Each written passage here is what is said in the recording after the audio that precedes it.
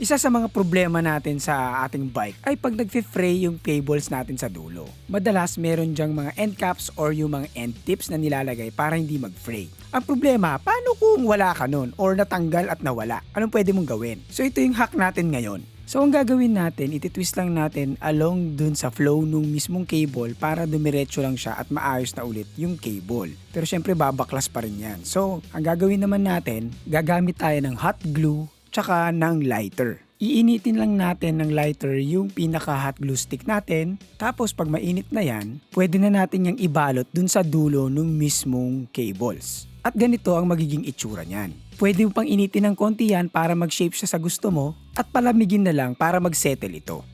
Mape-prevent na nito ang pagkalas or pag-fray ng dulo ng mga cables natin. Pero kung ayaw mo ng ganyang solusyon, edi bumili ka na lang ng mga cable ends or end tips para sa mga cables. Link sa description. Naghahanap ka ba ng bagong bike? Meron tayong 500 peso off discount pag bumili ka ng bike or bike frames dito sa website ng RD Cycles. Alam ko madalas free delivery pa sila nationwide. So huwag kalimutan ilagay mo Forever Bike Noob sa checkout para sa 500 peso off discount.